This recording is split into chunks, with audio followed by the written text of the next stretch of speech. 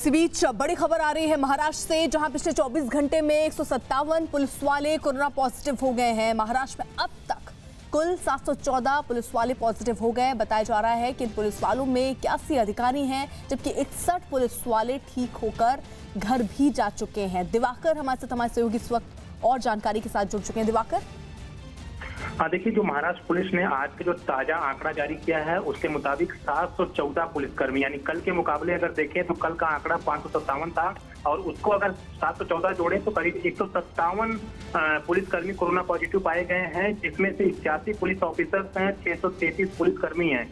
लेकिन जिस तरह से पिछले 3 दिनों की बात करें तो करीब 250 के पुलिसकर्मी जो है वो कोरोना पॉजिटिव पाए गए हैं। तो कहीं ना कहीं ये चिंता जो है वो बढ़ती जा रही है, क्योंकि पुलिस को इस समय सबसे ज्यादा खतरा कोरोना का है।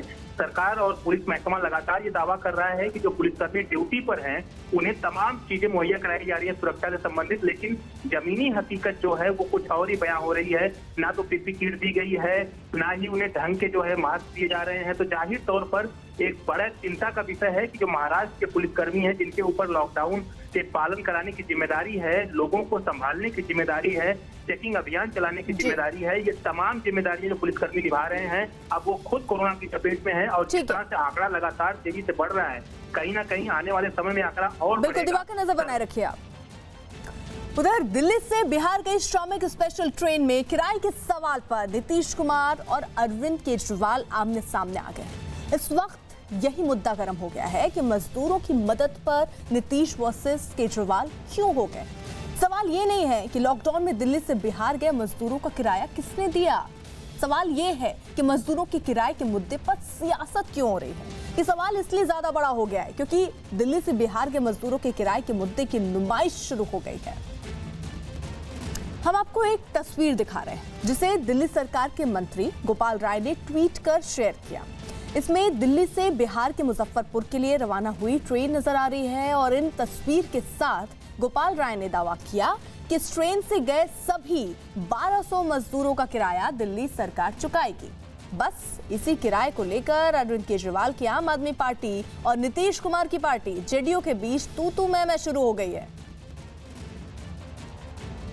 तो अब जब मदद कर रहे हैं, उस मदद को सोशल मीडिया पर प्रसारित करना भी बहुत ज़रूरी है। बताना कि ये हमने किया, ये हमने किया, और ये क्रेडिट लेने की लड़ाई जो है वो दरअसल अब दोनों ही पार्टियों के बीच में शुरू हो चुकी है। नीतीश वर्सेस केजरीवाल, ये जंग एक तरीके से सोशल मीडिया पर छिड़ी हुई नजर आ रही है, जहां पर आम आदमी पार्टी ये दावा कर रही है कि इन 1200 मजदूरों का जो किराया है वो आम आदमी पार्टी जो है वो उठाएगी। और उसी के साथ जब जेडीयू इस तस्वीर को क्लियर कर रही है कि ये अगर ऐसा कर रहे हैं तो हमसे पैसे क्यों मांग रहे हैं।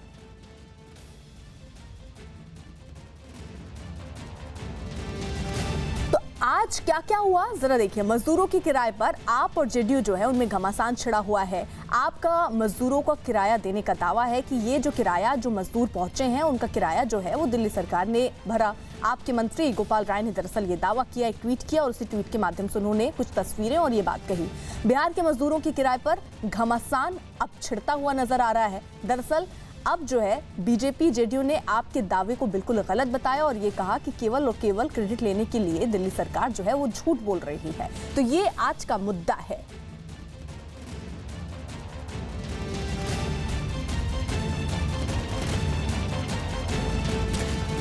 हमारे साथ हमारे कुछ खास मेहमान इस वक्त जुड़ चुके हैं और साथ ही साथ हमारे सहयोगी भी इस वक्त हमारे साथ हैं। आम आदमी पार्टी से राघव चड्ढा हमारे साथ हैं, जेडीयू से राजीव रंजन हमारे साथ हैं और दिल्ली से जावेद मंसूरी हमारे साथ हैं। जल्दी से जावेद का रुख कर लेते हैं, उसके बाद राघव चड्ढा मैं आपके पास आऊंगी। जावेद, स्थिति क्या रही? ये पूरा घटनाक्रम जो छिड़ा हुआ है, जंग एक छिड़ गई है, उसकी शुरुआत कहाँ से हुई?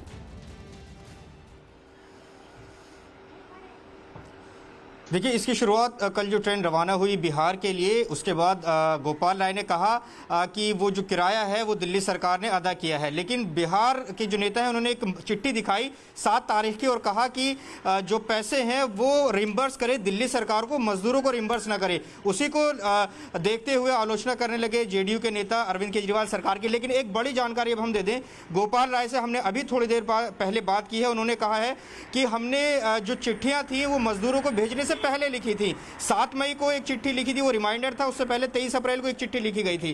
तो इस ट्रेन के जो पैसे दिए हैं अब वापस लेने का कोई सवाल नहीं है बिहार सरकार से, ये साफ कर दिया है। तो इसी पर विवाद है। दिल्ली सरकार की दलील ये है कि जो चिट्ठी बिहार के नेता जो दिखा रहे हैं, जेडीयू के नेता जो दिखा रहे हैं, वो पहले की चिट्ठी है। जब कोई जवाब बिहार सरकार की तरफ से नहीं आया तो दिल्ली सरकार ने वो पेमेंट जो है वो कर दिया है। ठीक है जावेद, और आपने गोपाल राय का जिक्र किया, उनसे क्या बातचीत हुई वो जरा सुन लेते हैं। सर, जेडीयू के तमाम नेता आरोप लगा रहे हैं, विवाद खड़ा हो गया, खासतौर से वो आपके ट्वीट को वो दिखा रहे हैं कि आप कह रहे हैं कि किराया दिया है, लेकिन आप दूसरी तरफ चिट्ठी भी उनको लिख रहे हैं कि पैसे रिम्बर्स करने के लिए। ये सारी चिट्ठियां जो है कल मजदूरों को भेजा गया और कल किराया सरकार, दिल्ली सरकार ने पेमेंट किया, उसके पहले लिखी गई हैं। और जब केंद्र सरकार ने घोषित किया था कि श्रमिक स्पेशल ट्रेन चलाई जाएगी और जो प्रवासी जो श्रमिक हैं उनको जिस राज्य के रहने वाले हैं उस राज्य की सरकार उसका वहन करेगी, ये तो केंद्र सरकार ने कई बार स्पष्ट किया। उसके बाद हम दिल्ली के अंदर अलग अलग राज्यों के जो पहले चरण में हमने निर्णय लिया कि जो शेल्टर होम में जो लोग रह रहे हैं उनको भेजा जाएगा, और उसमें मध्य प्रदेश, बिहार और उत्तर प्रदेश के ज्यादातर लोग थे। इन तीनों राज्यों से सरकार ने संवाद स्थापित किया, सरकार ने चिट्ठियां भेजी। मध्य प्रदेश से उसका जवाब आया, बिहार की तरफ से इसका कोई जवाब नहीं आया और मजदूर परेशान हो रहे थे। इसलिए जिन चिट्ठियों को वो दिखा रहे हैं वो सारे कल के पहले की चिट्ठियां हैं। जब फाइनली कोई जब रिस्पांस नहीं आया तब कल सरकार ने निर्णय लिया मजदूरों की परेशानी को देखते हुए कि दिल्ली सरकार ही इसका पेमेंट करेगी, और कल लगभग 1200 मजदूरों को करीब 6.5 लाख रुपए रेलवे को दिल्ली सरकार ने पेमेंट करके और मुजफ्फरपुर के रवाना किया। राघव चड्ढा, मैं आ रही हूँ आपके पास, लेकिन सवाल यहाँ राजीव रंजन से, क्योंकि राजीव जी ये कहा जा रहा है कि जो चिट्ठी थी ये पहले की थी, जब आपने कोई जवाब नहीं दिया इसके बाद उन्होंने अपनी जिम्मेदारी समझकर इन मजदूरों को भेजा। देखिए, सबसे पहले तो ये आप डेट देख लीजिए, ये 7 तारीख को, 7 अप्रैल, ये 7 मई की चिट्ठी है। ये परसों इन्होंने चिट्ठी भेजी और कल ट्रेन में सवार हो रहे थे मजदूर। देखिए, ये पूरी तरह से ढोंग है और ट्विटर पर उन्होंने जो कुछ भी कहा वो अधूरा सच उन्होंने रखा।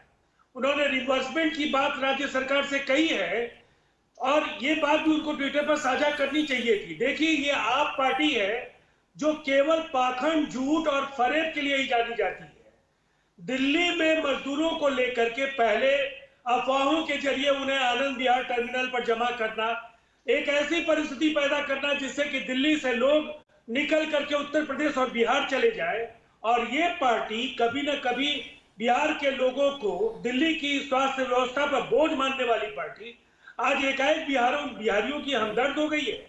एक संस्थागत प्रबंधन का निर्णय हुआ और इस प्रबंधन के पीछे उद्देश्य यही था कि केंद्र और राज्य सरकारों के बीच वीडियो कॉन्फ्रेंसिंग के बाद जो एक आधिकारिक नीति तय हो उसके आधार पर फैसले लिए जाए, और इन फैसलों के आधार पर राज्य सरकार ने न केवल मजदूरों के अकाउंट में प्रवासी मजदूरों का पंजीयन किया, उनके अकाउंट में पैसा भेजा। ठीक है राजीव रंजन जी।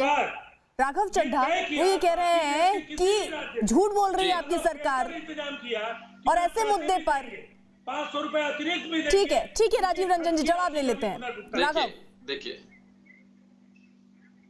देखिए, बहस तथ्यों पर होती है, बहस भाषणों पर और लच्छेदार जुमलों पे नहीं होती है। सही बात। तो मैं आपको जरा सिलसिलेवार तरीके से बता देता हूं कि क्या क्या चीजें घटी हैं। केंद्र सरकार ने योजना बनाई कि सब प्रवासी मजदूर जो आज अपने अपने राज्य वापस जाना चाहते हैं, मूल स्थान जाना चाहते हैं, परेशान है, बेचैन है लोकडाउन के चलते, उनके जाने की व्यवस्था करे, और वो जिस राज्य से ताल्लुक रखते हैं, जिस राज्य में जाना चाहते हैं, उसका खर्च वो राज्य की सरकार उठाएगी। हमने दिल्ली में एक पूरी सूची बनाई लगभग 12-12.5 हजार लोगों की, जिसमें मध्य प्रदेश जाने वाले लोग भी थे, उत्तर प्रदेश जाने वाले लोग भी थे, झारखंड जाने वाले लोग भी थे और बिहार जाने वाले लोग भी थे। तमाम राज्यों को चिट्ठी लिखकर ये सूची दी गई कि ये लोग आना चाहते हैं, ट्रेन चलने का प्रबंध किया जा रहा है और ये खर्च आएगा, केंद्र सरकार के आदेश अनुसार खर्च आपको उठाना है। मध्य प्रदेश सरकार ने जवाब दिया और कहा खर्च हम उठाएंगे, लेकिन बिहार सरकार ने कोई जवाब नहीं दिया। जब जवाब नहीं दिया तो हमने ये ठीक जाना कि ये लोग जो दिल्ली की बागदौड़ में बराबरी के हिस्सेदार हैं, यदि आज बेचैन है, अपने मूल स्थान जाना चाहते हैं, तो सारा खर्च अरविंद केजरीवाल जी की सरकार उठाएगी, इनको भेजेंगे हम वापस और हमने पैसे दिए। मैं आपको कुछ पत्र दिखाना चाहता हूं। यह पत्र है 7 मई 2020 का, पत्र संख्या 1651, बिहार सरकार। ये इन्होंने पत्र लिखा दिल्ली सरकार को और कहा कि हम ट्रेन का खर्च नहीं देंगे, लेकिन जो प्रवासी मजदूर ट्रेन यात्रा कर बिहार पहुंचेंगे और 21 दिन का एकांतवास पूरा करेंगे, उस एकांतवास पूरे करने के बाद उनको हम ट्रेन का भाड़ा अपने हाथ में पकड़ा देंगे, इनके हाथ में दे देंगे। अरे भाई, यदि उनके पास भाड़ा खरीदने के पैसे होते तो वो कब तक बिहार पहुंच गए होते। आज गरीब प्रवासी मजदूर के पास भाड़ा देने के पैसे नहीं है, इसीलिए तो ट्रेन का खर्च मांगा जा रहा है। ठीक है। और दूसरी चीज आप सुन लीजिए, बिहार सरकार के उप मुख्यमंत्री सुशील मोदी ने बयान दिया और कहा, चिल्लाइए मत, हमारी बात सुनिए। देखिए, चिल्लाते हैं बीच में, हमारी आवाज को दबाने का प्रयास करते हैं। सुशील मोदी जी ने यह बयान दिया कि नहीं दिया, इसका जवाब अभी ये प्रवक्ता दे हमें। सुशील मोदी जी ने कहा, मेरे पास संसाधन नहीं है। उन्होंने कहा, मेरी सरकार है, मेरे पास किसी प्रकार की कोई राशि नहीं है इन लोगों को वापस लाने की, और हम लोग कोई पैसा नहीं देंगे। ये सुशील मोदी जी ने बयान दिया कि नहीं दिया, मैं अधिकृत तौर पे आज ये न्यूज रिपोर्ट आपके चैनल नहीं, बिल्कुल झूठ है। इनके उप सुशील मोदी जी ने कहा कि बिहार से लाए जाने के बजाय स्पेशल ट्रेन का इंतजाम केंद्र सरकार करे, जो लोग हैं लाया जाना ज्यादा आसान होगा। ये सीधे तौर पर राघव चड्ढा कह रहे हैं। प्रवासी ठीक है, उसको अपने राज्य लाने के इनके पास संसाधन नहीं ठीक है। है। ये जेडीयू की और भारतीय जनता राजीव रंजन ये कह रहे हैं कि आपको पत्र लिखा गया, आपसे कहा गया कि पैसे आप जो है वो आप दें, इन मजदूरों को बुलाया जाए, लेकिन आपकी तरफ से कोई जवाब नहीं आया, इसलिए इन्होंने पैसे जो हैं वो दे दिए। और अब आप आरोप लगा रहे हैं कि पैसे आपने ही दिए हैं, दिल्ली सरकार जो है वो झूठ बोल रही है। क्या है सच्चाई? देखिए, सबसे पहली बात तो ये है कि इनके ट्रैप को समझ लीजिए। एक फैसला हुआ, केंद्र सरकार ने तय किया कि 85 और 15% का अनुपात होगा। राज्य सरकार ने तय किया कि क्वारंटाइन शिविरों में जो आएंगे, न केवल ट्रेन भाड़ा बल्कि साथ साथ जो अन्य व्यय होगा उनके भोजन और पेयजल पर, और साथ साथ उन्हें 500 रुपए अतिरिक्त क्वारंटाइन रहने के लिए, क्वारंटाइन की 21 दिनों की अवधि पूरी करने के बाद उन्हें दिया जाएगा। ये राइडर्स क्यों लगाए गए हैं? वो वहां पहुंचेंगे कैसे? ट्रेन का भाड़ा कहां से आएगा, मुझे बताएं। ट्रेन का भाड़ा कब देगा? आप चाहते हो गरीब प्रवासी मजदूर ट्रेन का भाड़ा दें? की बात सुनते रहिए, और जब आपको जब जरा इनसे सवाल पूछ लीजिए, ट्रेन का भाड़ा कौन देगा? आपने सुशील मोदी के बारे में गलत बात कही। नहीं, सुशील मोदी जी ने कहा बसों से लाए, जुमला नहीं, ऐसे नहीं होगा। राघव चड्ढा, ये सियासत बंद कीजिए। एक राज्य को दे रहे हैं जिसके वोट फैक्ट बताइए, फैक्ट ठीक है, फैक्ट्स पे बात कर लेते हैं। राघव चड्ढा और राजीव रंजन फैक्ट्स पे बात कर लेते हैं। रुक जाइए, आप दोनों रुक जाइए। राजीव रंजन, ठीक है, आप दोनों रुक जाइए।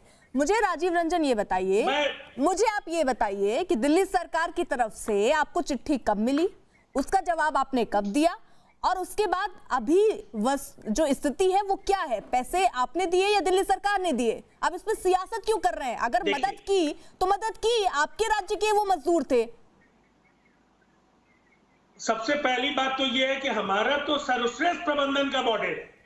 हम केवल किराया नहीं दे रहे हैं, उन्हें 500 रुपए अतिरिक्त भी दे रहे हैं, और बाकी जो उनका खर्च होगा वो भी दे रहे हैं। दिल्ली सरकार ने पहले तो बावड़ी बटोरने के लिए ये कहा कि हम दे रहे हैं, और उसके बाद फिर ये जानकारी राघव, ठीक है राघव, आप क्या दिखा रहे हैं? आपके पास क्या तथ्य है? ठीक है राजीव रंजन, सुशील मोदी जी के बारे में बार-बार नहीं, ठीक है, किसी न्यूज चैनल या अखबार की कटिंग अभी मत दिखाएगा। यहाँ पर हम तथ्यों पे बात कर रहे हैं राघव, और बड़ी ईमानदारी के साथ यहाँ पर आप दोनों अपनी बात रखिएगा। ठीक है राजीव रंजन, एक सेकेंड, आप क्या दिखा रहे हैं? ये चिट्ठी आपने कब लिखी राघव?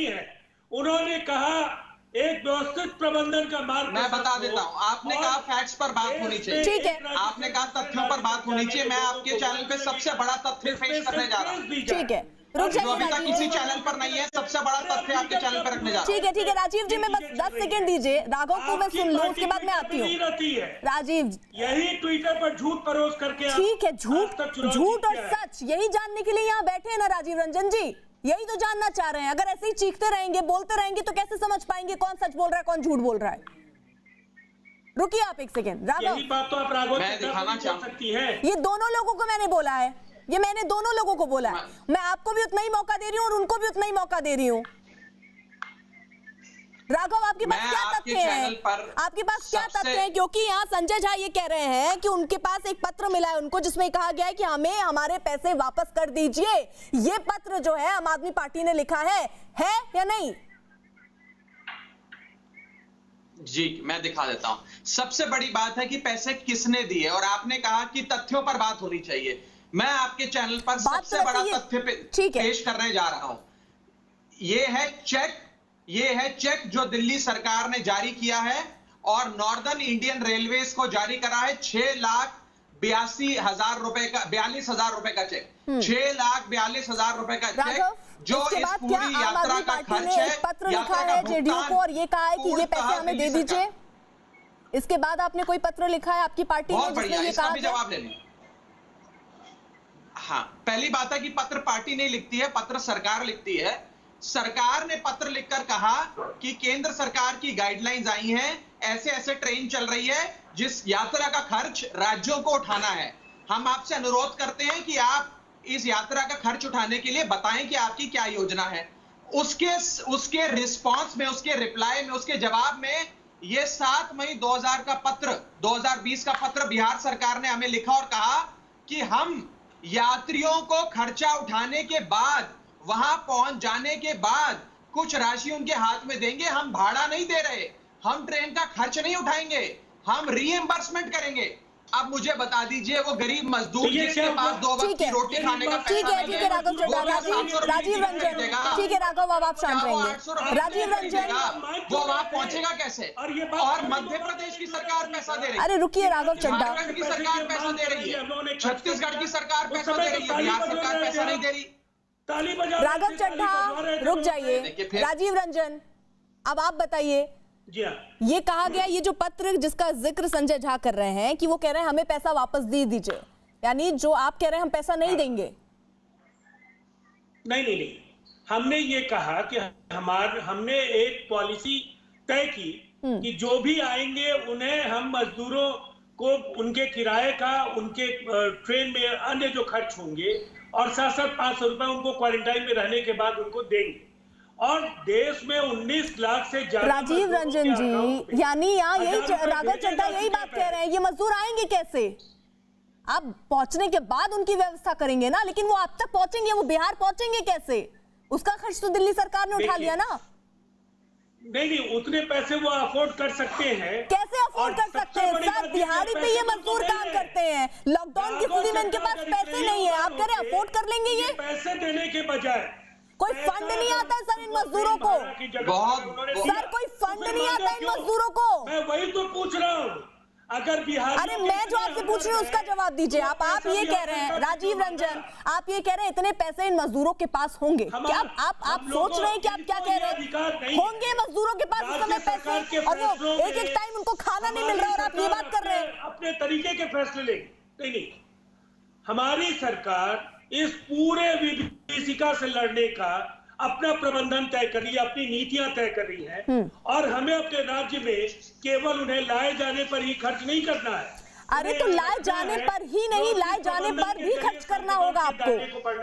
सर वो आएंगे कैसे वो मजदूर? आप ये बात कह रहे हैं कि मजदूरों के पास पैसे हैं। सर पैसे होते हैं तो वो भी एयर कंडीशन में बैठे होते हैं और वहां से बैठकर वो सिर्फ अर्थव्यवस्था पर चर्चा कर रहे होते अगर मजदूरों के पास पैसा होता।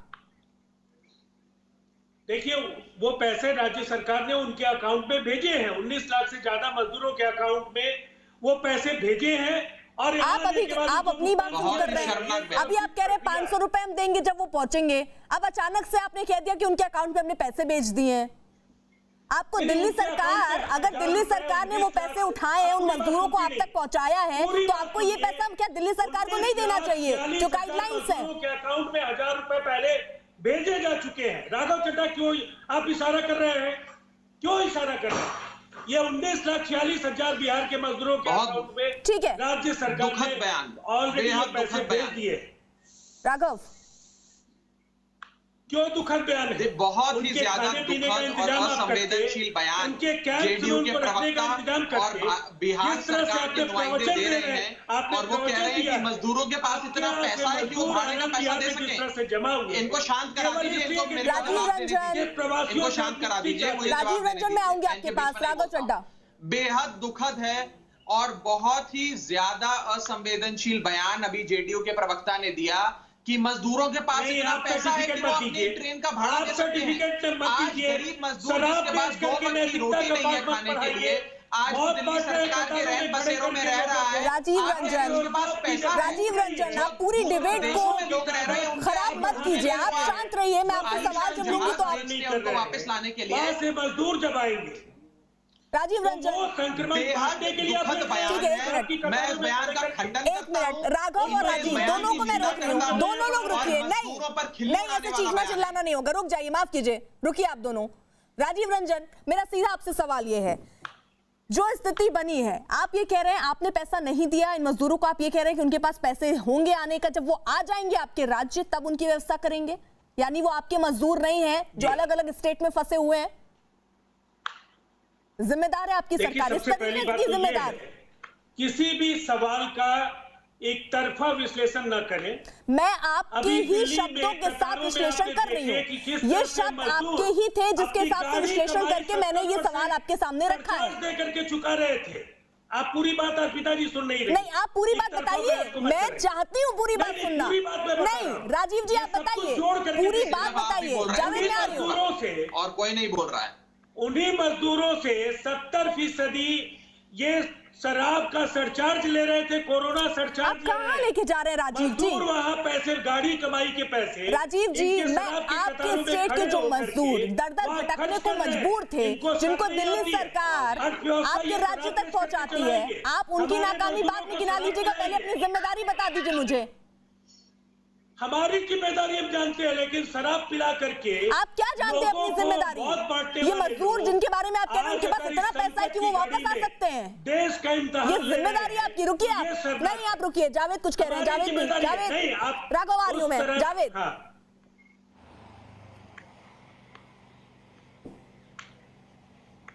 देखिए, मैं जो बहस चल रही है, दोनों पार्टियों के प्रवक्ता यहाँ पर बैठे हैं, लेकिन दिल्ली में जो स्थिति है मजदूरों की, हमें देखना होगा कि ये मजदूर जो ट्रेन में गए हैं वो शेल्टर होम्स में रह रहे थे, ऐसा दिल्ली सरकार कह रही है कि प्रायोरिटी पे उनको भेजा गया।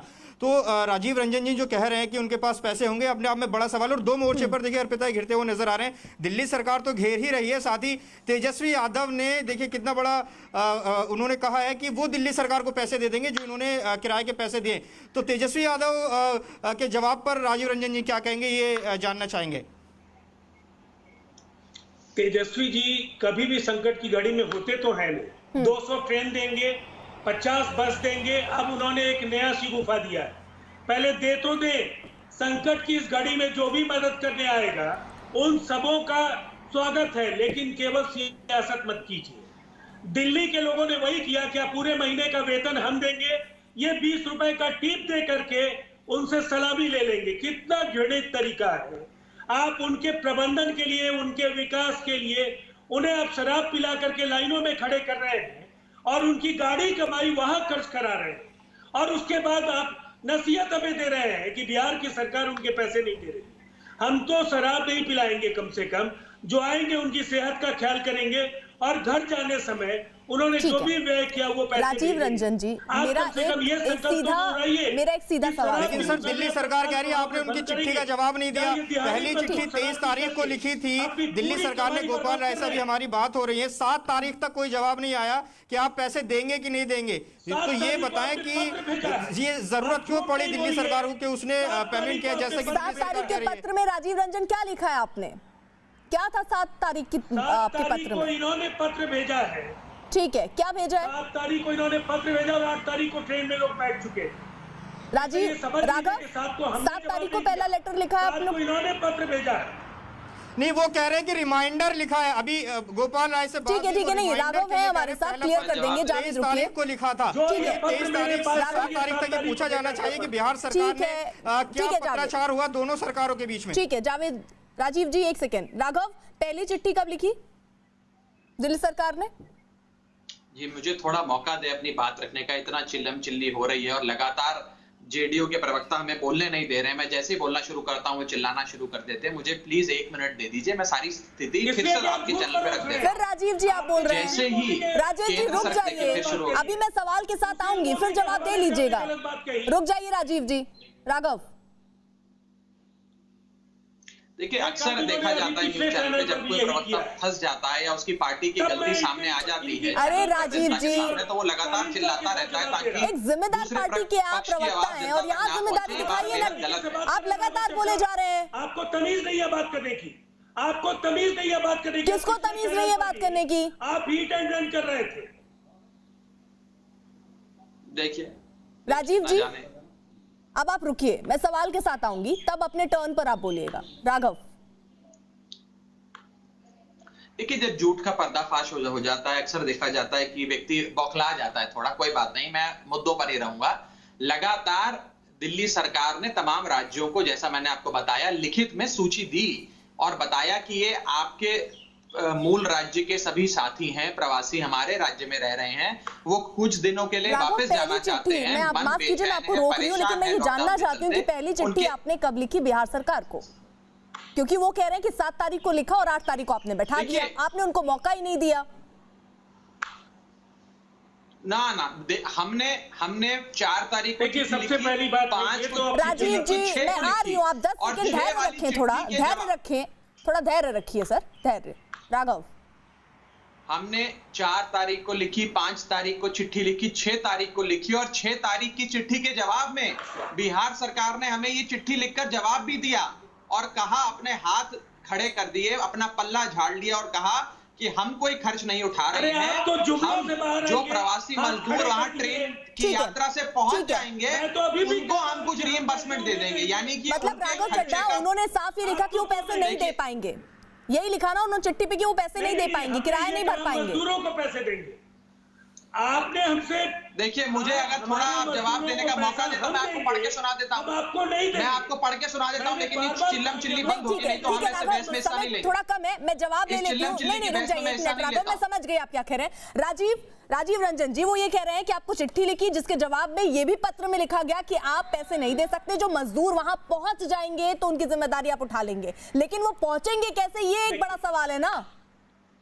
देखिए हमारा तो ये नीतिगत निर्णय, लेकिन उन मजदूरों को उन मजदूरों के पॉकेट से जबरन शराब की दुकानों में पैसे, अरे आप भटका रहे हैं मुद्दे से। राजीव रंजन, मैं जितनी बार सवाल के साथ आ रही हूँ भटका रहे हैं, आप शराब पे पहुंच जा रहे हैं। अरे उन मजदूरों के बारे में सोचिए ना, अब उसमें राजनीति कर रहे हैं आप लोग। मजदूरों की बात कर रहा हूँ, मजदूरों, यही तो दिक्कत है, एक इंसान एक मदद करेगा तो 4 बार गाना जरूरी है हर पार्टियों की तरफ से। चलिए बहुत बहुत शुक्रिया आप सभी का हमारे साथ जुड़ने के लिए। वक्त की थोड़ी कमी है इसलिए मैं आपका आंसर नहीं ले पा रही, लेकिन राजीव जी आप क्या कहना चाह रहे हैं वो मैं बहुत अच्छी तरीके से समझ गई हूँ। वो ये कि करो भले ना, लेकिन गाना यहाँ बहुत जरूरी है। और आप उन मजदूरों की बात कर रहे हैं कि वो दरअसल मजदूर, उनके पास पैसे थे, वो आ जाएंगे बिहार, उसके बाद जो है आप उनके बारे में कदम उठाएंगे, ये बहुत ही निंदनीय है। ये मजदूर अगर इनके पास पैसा होता सर तो दर दर नहीं भटकते। तस्वीरें अगर आप नहीं देखते हैं तो घर पे जाकर जरूर देखिएगा, इन मजदूरों के बारे में जानिएगा जरूर, कितने दुख और तकलीफ के साथ ये जी रहे हैं। फिलहाल आप सभी का बहुत बहुत शुक्रिया। और इसी बीच बड़ी खबर आ रही है हरियाणा के सिरसा से, जहां पंजाब हरियाणा की पुलिस और एनआईए ने मिलकर बड़ी कार्रवाई करते हुए 532 किलो हेरोइन के साथ नशे की तस्करी करने वाले रंजीत उर्फ चीता को गिरफ्तार किया है। रंजीत पंजाब का मोस्ट वांटेड तस्कर है, जिसके तार हिजबुल मुजाहिदीन से भी बताए जा रहे हैं और ये टेरर फंडिंग में भी शामिल रहा है। रंजीत के साथ ही उसके भाई की भी गिरफ्तारी हुई है। तो सिरसा में ये एक तरीके से बड़ी कार्रवाई हुई है। बड़ी खबर ये सिरसा से है, जहां पंजाब हरियाणा की पुलिस और एनआईए ने मिलकर ये बड़ी कार्रवाई की और 532 किलो हेरोइन के साथ नशे की तस्करी करने वाले रंजीत सिंह उर्फ चीता को गिरफ्तार कर लिया। उधर छत्तीसगढ़ के राजनांदगांव में पुलिस और नक्सलियों के बीच मुठभेड़ में एक थाना प्रभारी शहीद हो गया। साथ ही इस मुठभेड़ में जवानों ने 4 नक्सलियों को भी मार गिराया। मारे गए 2 नक्सलियों पर 5 लाख से ज्यादा इनाम था, जबकि 2 के ऊपर 1 लाख का इनाम। मारे गए नक्सलियों से भारी मात्रा में हथियार भी बरामद हुआ है।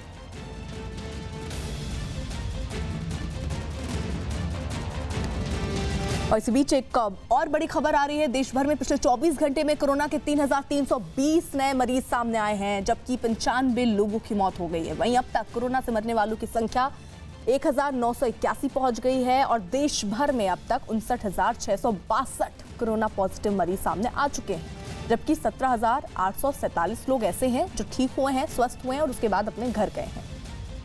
देश के ज्यादातर राज्य कोरोना वायरस से जूझ रहे हैं, लेकिन इनमें से कुछ राज्य ऐसे हैं जहां कोरोना की चपेट में आने वाले मरीजों की जो तादाद है वो लगातार बढ़ रही है और वहां कोरोना के मरीज भी बहुत ज्यादा हैं। सबसे ज्यादा खराब हालत महाराष्ट्र की है, जहां मरीजों की तादाद 19,000 के पार हो गई। कोरोना से जूझ रहे राज्यों में गुजरात जो है वो दूसरे नंबर पर है, जहां अब तक कोरोना के करीब 7,500 मरीज सामने आए। कोरोना मरीजों की संख्या के मामले में दिल्ली जो है वो तीसरे नंबर पर है, जहां अब तक 6,318 मरीज सामने आए हैं। तमिलनाडु में मरीजों का जो आंकड़ा है वो 6,000 से ज्यादा हो चुका है और तमिलनाडु चौथे नंबर पर है। 5वें नंबर पर राजस्थान है, जहां कोरोना मरीजों की संख्या 3,500 से ज्यादा है। तो कोरोना वायरस के कहर से पूरी दुनिया बेहाल है। दुनिया के 185 देश इस वक्त कोरोना की महामारी की चपेट में है, लेकिन कुछ देशों में हालात जो है वो बहुत ज्यादा खराब है। ऐसे देशों में पहले नंबर पर अमेरिका है, जहां कोरोना के कुल मरीज 12,83,000 से ज्यादा हो गए हैं। वहीं दूसरे नंबर पर स्पेन है, जहां कोरोना के मरीजों की तादाद 2,22,000 से भी ज्यादा है। तीसरे नंबर पर इटली है, जहां अब तक 2,17,000 से ज्यादा मरीज सामने आ चुके हैं। कोरोना के मामले में चौथे नंबर पर ब्रिटेन है, जहां मरीजों की संख्या 2,12,629 हो चुकी है। 5वें नंबर पर रूस है, जहां कोरोना मरीजों की संख्या 1 लाख के ऊपर हो चुकी है।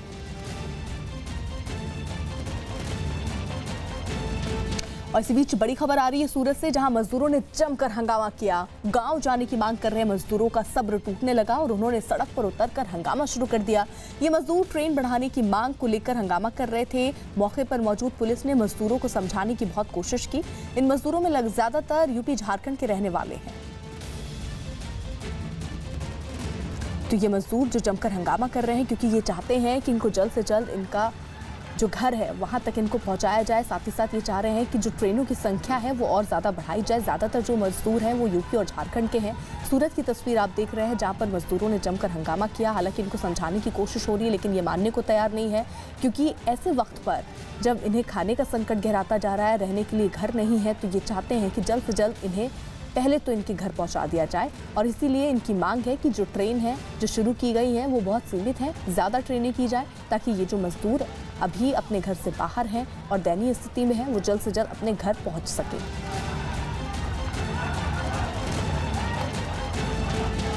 तो गुजरात के सूरत की तस्वीरें आप देख रहे हैं, जहां पर मजदूर जो हैं वो घर जाने के लिए हंगामा करते हुए नजर आए, क्योंकि कई जगहों पर शेल्टर होम ज़रूर बनाए गए हैं, लेकिन वो पर्याप्त नहीं हैं। जो मजदूर हैं उनका ये भी कहना है कि उनको खाने के लिए नहीं मिल रहा, उनके रहने के लिए कोई जगह नहीं, और इसलिए वो बेहद परेशान है। और सरकार से वो गुहार लगा रहे हैं कि जल्द से जल्द उनके जाने का प्रबंध किया जाए। और इसीलिए जब उनकी बात नहीं सुनी जा रही है तो उन्होंने ये हंगामा करने का रास्ता इख्तियार किया और इसके तहत ये मजदूर सड़कों पर निकल आए और जमकर हंगामा करते हुए नजर आए। इन मजदूरों का कहना है कि ट्रेन तो शुरू हुई है, लेकिन ट्रेन उतनी मात्रा में भी शुरू नहीं हुई जितनी ये मजदूर हैं, इसलिए ज़्यादा ट्रेनों की शुरुआत होनी चाहिए और इन मजदूरों को जल्द से जल्द इनके घर पहुँचाया जाना चाहिए।